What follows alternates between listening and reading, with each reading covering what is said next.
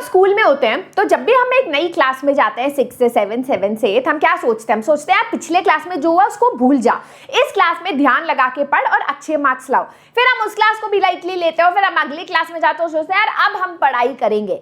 अब बच्चों ये जो हमारा फॉरगेट एंड मूविंग फॉरवर्ड वाला एटीट्यूड है ना, इसको हमें थोड़ा बदलना पड़ेगा, क्योंकि लेटेस्ट न्यूज के हिसाब से there is going to be a new evaluation model for class 12 board exams, और ये evaluation model will be based on your marks in class 9, 10 and 11। तो अगर आपने सोचा कि अगर आप क्लास 9 और 10 के स्टूडेंट हो, इस साल को हम लाइटली लेते हैं, इस न्यूज के बाद शायद आपको धक्का लगे और आपको एक रियलाइजेशन हो कि कोई भी क्लास आप लाइटली नहीं ले सकते।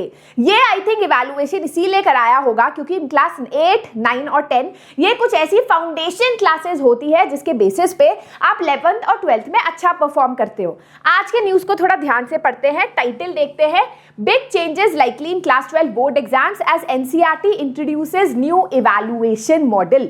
तो इवैल्यूएशन मतलब आपके मार्क्स कैसे कैलकुलेट होंगे।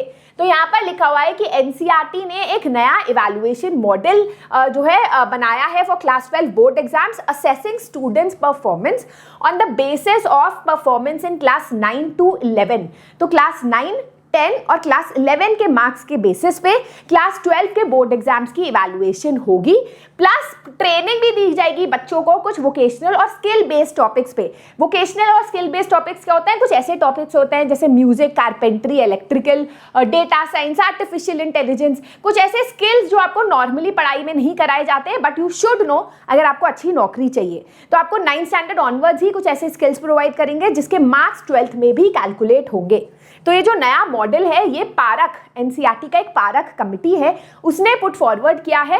पारख क्या है? Performance assessment review and analysis of knowledge for holistic development. अब यहाँ पर लिखा है किस तरीके से जो है परसेंटेज ली जाएगी, ध्यान से देखो। यहाँ पर बोला गया है कि क्लास 9 का 15% लिया जाएगा, है ना। तो क्लास 9 के बच्चों कान खड़े कर लो अपने, ये आपके लिए बहुत ज्यादा जरूरी है।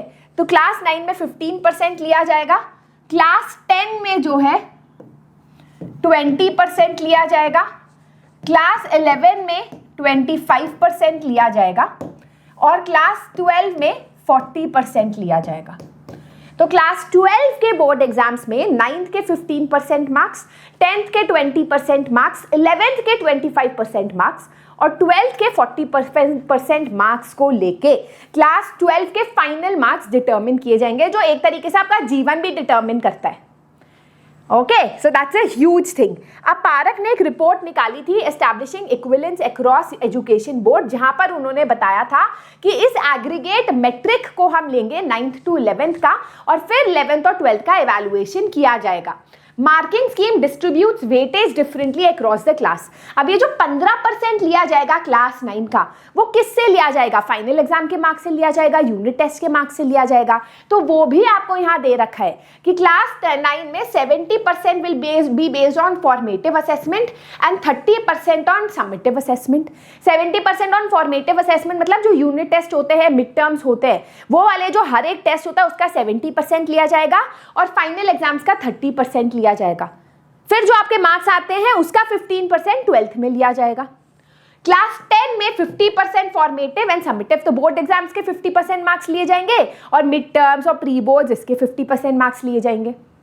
क्लास 11 देखो फॉर्मेटिव होता है, द टर्म फॉर्मेटिव असेसमेंट का मतलब होता है कि लर्निंग आउटकम जो आपके जज करते हैं, mid terms, pre boards, unit test. Summative होता है समरी, फाइनल एग्जाम्स। क्लियर? अगर आप न्यूज आर्टिकल खुद से पढ़ रहे हो, कंफ्यूज हो रहे हो, है ना। तो 10th स्टैंडर्ड में आपको बताया गया है कि 50% हम इंटरनल एग्जाम्स का लेंगे और 50% बोर्ड एग्जाम्स का लेंगे। 11th में 40% आप लोगे इंटरनल असेसमेंट का और 60% आप लोगे फाइनल एग्जाम का, और 12th स्टैंडर्ड में 30% आप लोगे इंटरनल एग्जाम्स का और 70% लोगे बोर्ड एग्जाम्स का, समेटिव का। इसमें ज्यादा दिमाग मत लगाओ, इसमें कंफ्यूज हो जाओगे। मेन आपके लिए इंपॉर्टेंट ये है कि 9th का 15%, 10th का 20%, 11th का 25% और 12th का 40% जो है माना जाएगा। ऑलराइट, ठीक है। So where were we? पारा का regulatory body also advocated for standardize assessment approach for all educational boards in India. तो पारा ये भी कह रहा है कि सीबीएसई का अलग, आईसीएसई का अलग, इस तरीके से नहीं होना चाहिए। असेसमेंट सारे बोर्ड्स में एक जैसा होना चाहिए और स्किल बेस्ड सब्जेक्ट्स भी पढ़ाने चाहिए, जैसे data management, coding, application development, artificial intelligence, music, arts और क्राफ्ट्स इन द करिकुलम, जो मेरे हिसाब से एक बहुत अच्छी चीज होगी। क्योंकि इंडिया में सबसे बड़ा चैलेंज जो हमारे सामने है वो ये है कि बच्चे पढ़ लिखे जरूर रहे हैं, इंजीनियरिंग भी कर रहे हैं, पर उनके पास वो स्किल्स नहीं है जो मार्केट में जिसकी डिमांड है। तो अगर हम बचपन से ही वो स्किल्स बच्चों में इनकलकेट करें तो that will increase the employability of such students in the future. The report emphasizes the importance of evaluating teachers' performance and enhancing school infrastructure। तो यहाँ फोकस सिर्फ बच्चों पे नहीं है, एनसीईआरटी ये भी कह रहा है कि कोई भी हम चेंजेस ला रहे हैं उसके लिए स्कूल का इंफ्रास्ट्रक्चर अच्छा होना जरूरी है, टीचर के पढ़ाने की एबिलिटी को हमें इम्प्रूव करना पड़ेगा। हर स्कूल में होना चाहिए वाटर, लाइब्रेरी, स्पोर्ट्स फैसिलिटीज, जिससे कंड्यूसिव लर्निंग एनवायरनमेंट बने। यहाँ भी ये भी लिखा है कि टीचर्स के परफॉर्मेंस और स्कूल के इंफ्रास्ट्रक्चर को भी वेटेज देना चाहिए। अब आपके दिमाग में एक मेजर क्वेश्चन आएगा कि मैम क्या ये अभी से होगा, क्या इसी साल से जो है क्लास 12 के बोर्ड एग्जाम्स में हमारे जो क्लास 10, 9, 10, 11 के मार्क्स है वो जोड़े जाएंगे?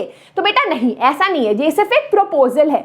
हो सकता है कि अगले साल या उसके अगले साल इसको इम्प्लीमेंट किया जाए, क्योंकि अगर ऐसे असेसमेंट को इम्प्लीमेंट करना है this will require a lot of data, this will require a lot of schools to have standardized ways of checking papers. जैसे कुछ स्कूल्स में टीचर्स लीनियंट होते हैं, कुछ स्कूल्स में टीचर्स स्ट्रिक्ट होते हैं, तो किस तरीके से जो है स्टैंडर्डाइज करेंगे जिससे कोई भी बच्चे के ऊपर अनफेयरनेस ना आए। तो this is something that needs to be thought about by NCERT, है ना। देखो एक पॉइंट से ये अच्छा है, फॉरेन कंट्री में भी ऐसा बहुत होता है कि प्रीवियस क्लासेस के आपका पूरा एक ओवरऑल एकेडमिक रिकॉर्ड देखा जाता है, उसमें बच्चा फिर कोई भी क्लास लाइटली नहीं लेता और एक होता है ना कि आप पे एक ही क्लास का प्रेशर नहीं आता। If you have done well in previous classes तो उस क्लास में थोड़े कम आ भी गए तो कुछ नहीं होता, ठीक है। तो लाइक इसमें पॉजिटिव्स भी है, नेगेटिव्स भी है, बट अभी के लिए ये सिर्फ एक प्रपोजल है। बट एक चीज आप रियलाइज कर लोगे आज की न्यूज देखकर कि देखो कोई भी क्लास को लाइटली नहीं लेना है ना, ध्यान से कॉन्सेप्ट्स पढ़ने हैं, एग्जाम्स को सीरियसली लेके पढ़ाई करनी है। अब क्लास 10 और क्लास 9 के एग्जाम्स है, इस चैनल पे 9th और 10th पढ़ाया जाता है, तो अच्छी तरीके से पढ़ो, सारे कॉन्सेप्ट्स को ध्यान से करो और अच्छे मार्क्स लाओ। उसके बाद जो है कैसा भी असेसमेंट हो आपको फर्क नहीं पड़ना चाहिए। आई होप आपको आज की न्यूज जो है इंपॉर्टेंट लगी, इसको जरूर अपने दोस्तों के साथ शेयर करना and let me know in the comment section if you think this is a good idea और a bad idea. Do not forget to give a thumbs up, share and subscribe. Bye bye.